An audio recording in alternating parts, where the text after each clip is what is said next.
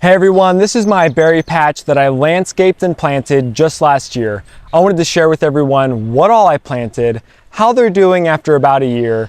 I wanted to talk about the landscape design of this berry patch and why I chose to lay my berry patch out this way. And I also wanted to share what things that I think that I've done well, what plants are really thriving, and also what things that I would have done differently and what I plan on changing in the future. So let's go ahead and take a walk through my berry patch and I'll show you guys what's going on. Each of these berry bushes is growing on a mound of dirt that I pulled down from the hill above it. Before I planted this berry patch, all I had was one steep hill that came to an abrupt sharp end around right here. And I really didn't want to cut grass on this hill, so I ripped off all the grass from this entire hill. I pulled it down to create this mound, and then I covered the mound in topsoil. I really like having this small terrace effect where I have a hillside, a plateau, and then another small hillside that goes to another flat area for a few reasons. One being that as rainwater comes down the hillside, it has this nice flat area for water to collect and gather. And as long as I have proper mulching in this area, there really won't be any swampiness to it. The mulch will help hold the moisture and it will help keep these plants watered for longer. So less watering for me and more water for the plants. Starting at the far side of the garden, I have 3 blueberry bushes. One blueberry bush I actually brought from my last home. I've been growing it in a container for a few years now, so it has a head start on the rest. But all I did was pick 3 separate varieties of blueberry bushes from Home Depot.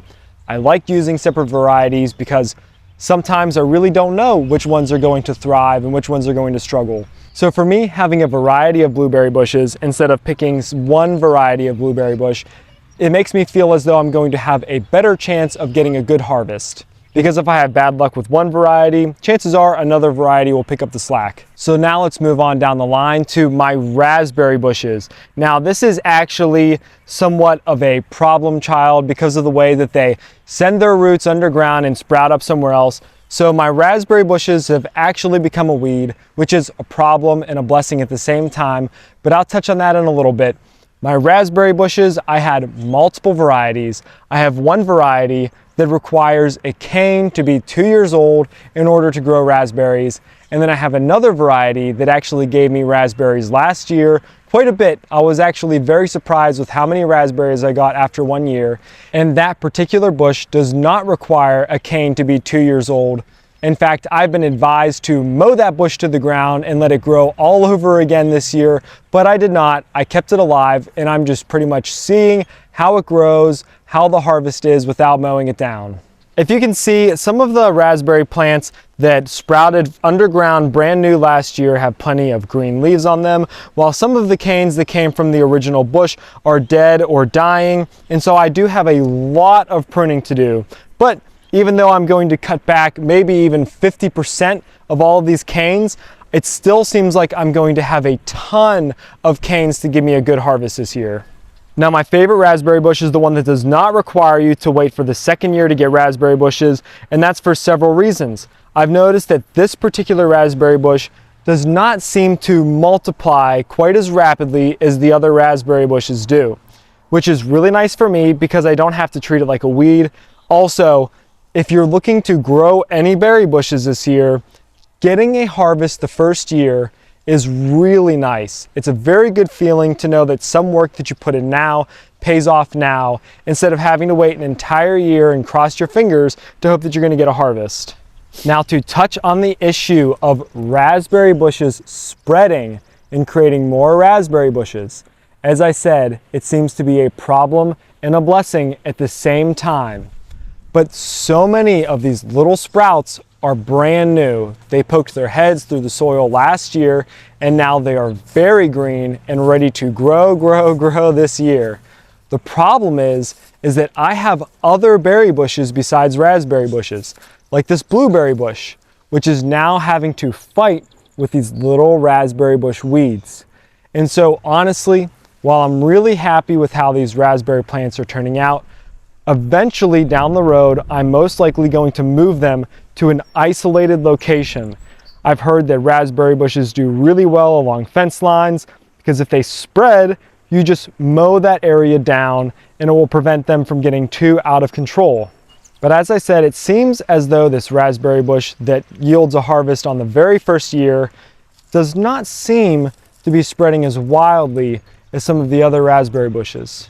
Now, where the blessing comes in is I definitely plan on pulling all of these raspberry plants, putting them in containers and growing them somewhere else. So I bought 1, 2, 3, 4 raspberry plants, and now I have over 20, maybe over 30 or 40 raspberry plants.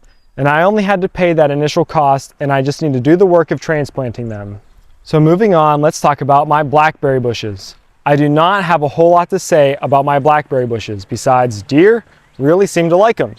I did not get any blackberries whatsoever last year, which is what I expected. I expected that it would take over a year for me to yield a harvest. Now, I did see little blackberries growing, but they never seemed to ripen. They do have plenty of sun, and I gave them as much nutrients and water as all the rest of the plants. So I'm really hoping that they'll continue to grow upwards in my trellis, and then I'll be able to get some blackberries this year. I did buy different varieties of blackberry bushes for the same reason I got different varieties of raspberries and blueberries, but they all seem to have done just about the same last year. One thing that I have noticed is that blackberry bushes do not seem to spread like weeds the way that raspberry bushes. Now, weeds spread like weeds, and I definitely have a lot of weeding to do in the area. There's definitely lots and lots of weeding and pruning coming up in my future. Now, last but not least are the strangest berry bushes that I bought last year. I bought 2 currant bushes. Currants are these small little berries that have a small seed inside of them. They have a very tart flavor, but I've heard that they are fantastic for wines and jams. So that is why I decided to grab these berry bushes that I've never had before. Now, I do have a 3rd berry bush, which seems to be growing better than all the rest. And I don't remember exactly what it was, but it was a mix between a gooseberry and something else that I've never heard of before. I was able to have some currants last year, but I did not get anything from my strange gooseberry hybrid. So if you're planning on growing berry bushes this year, here are some key takeaways. I got all of these berry bushes for around $200 at Home Depot. And now, because of my spreading raspberry bushes, I have more bushes than I can handle. But here are some things that when you're picking them out that you should specifically look for. Look and see if any cross-pollination is required. If there's a specific bush that requires cross-pollination, it means that you're going to need more than one of that same kind of berry bush in order to get a harvest.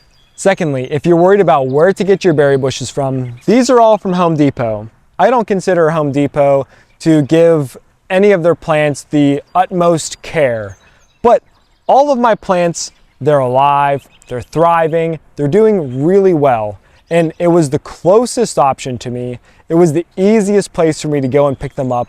So if you want to grow a berry patch, I wouldn't get stuck with all of the minor details. Like I did, find some berries that sound interesting to you, go ahead, throw them in the ground. If after a few years it turns out that you hate them, you could easily pull them up and replace them with something else. Also, I highly encourage you to stick with the basics. I made sure to grab blueberries, raspberries, and blackberries because my family eats blueberries, blackberries, and raspberries. They're good for making jams, they're good for making wines, and they're also good for straight eating off the bush, which my kids love. The last highlight that I'll leave you with is if you're planning on planting any sort of berry bush, I would certainly find out if they spread the way that raspberries do. And if they do, I would encourage you to not plant them with the rest of your berry bushes for the very reason that they're going to be hogging nutrients. They're going to be hogging space. I want all of my berry bushes to have the highest chance of success possible, but all of these raspberry plants that are sprouting up from the ground, they're really stealing that chance away from them. So what I'm planning to do differently is I plan on eventually moving every single one of these raspberry plants to a different location as I have the opportunity. Thank you for joining me on my berry patch adventure. I hope that sharing my experience with you was helpful, and I hope that you feel inspired to grow some berries of your own.